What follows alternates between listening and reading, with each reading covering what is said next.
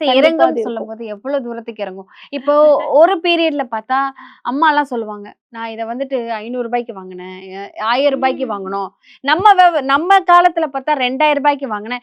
இப்ப சமீபத்துல பார்த்தா ரூ. 4000 ரூ. 5000க்கு வாங்கிட்டு இருந்தோம். இப்ப அப்படி ஏறி ஏறி 7, 8க்கு வந்தது. ஸோ இதோட தான் நிக்கும் அப்படின்னு சொல்லிட்டு சொன்னாங்க. இவ்வளோ தான் நிக்கும். இதுக்கு மேல ஏறாதுன்னு. கொரோனான்னு ஒண்ணு ஒண்ணு ஒரு விஷயம் வந்ததுக்கு அப்புறம் தலைகீழாக மாறி விலை ஏற ஆரம்பிச்சது. ஸோ குறையும் சொல்றது எந்த அளவுக்கு குறையும்? எல்லாருக்குமே ரூ. 8000 குடுத்து 1 கிராம் வாங்கணுமா? இப்ப ரூ. 12,000 குடுத்து 1 கிராம் வாங்கணுமா? அப்போ 1 பவுன் பார்த்தா ரூ. 1,00,000க்கு மேல போகுது. செய்கூலி, சேதாரம் அப்படிங்கும்போது. ஸோ கவலைங்கிறது பெரிய அளவுல தான் வந்திருக்கு. இறங்கும்னு சொல்லும்போது எந்த அளவுக்கு இறங்கும்? இது இறங்கும். ஆனா, உடனே இறங்குமான்னும் தெரியாது. அதே மாரி எந்த அளவு இறங்கும் அப்படிங்கிறதும் நம்ம பிரெடிக்ட் பண்ண முடியாது.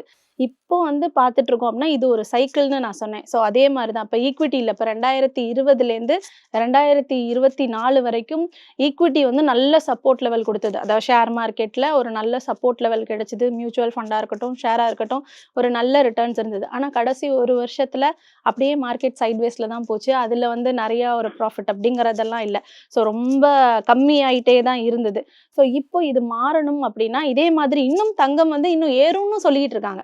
இது ஒரு 6 மாசம் இல்லன்னா ஒரு 1 வருஷம், 2 வருஷம் அந்த மாதிரி எப்ப இந்த குளோபல் அன்சர்டனிட்டி இல்லாம இருக்கோ, இப்ப பார்த்தோம்னா 22 அக்டோபர் அன்னைக்கு பார்த்தா, இன்டர்நேஷனல் லெவல்ல கோல்டு வந்து 6% குறைஞ்சிருக்கு. நம்ம இந்தியால 5% வந்து குறைஞ்சிருக்கு. ஸோ தங்கம் அப்படிங்கிறதும் ஒரு ஏற்ற இறக்கத்தோட இருக்கிற ஒரு கமாடிட்டி தான். இப்ப டிமாண்ட் அதிகமானதுனால அதோட ரேட்டு கட கடன்னு ஏறிட்டே இருக்கு. ஸோ எப்ப இதெல்லாம் சரியாகுதோ, டாலரோடது எப்ப அது திரும்ப மீண்டு வருதோ, அது ஒரு விஷயம். அதே மாதிரி எப்ப இந்த டாரிஃப் வார்லாம் வந்து கொஞ்சம் நல்லா ரிசால்வ் ஆகுற சிச்சுவேஷன் வருதோ, அப்பல்லாம் இதெல்லாம் நடக்கும்போது, அதே மாதிரி முதலீட்டாளர்களும் சொல்லலாம். நம்மள மாரி இருக்கிறவங்களும், இப்ப நம்ம எது ஏறுதோ குடுகுடுன்னு ஓடி போய் அதுல மட்டும் தான் நம்ம இன்வெஸ்ட் ஆமா, பண்றாப்ல கண்டிப்பா, இருக்கு. கண்டிப்பா. ஸோ அதுதான் நம்ம பண்றோம். அது சரியான்னு நம்மளே நம்ம கேட்டுக்கணும்.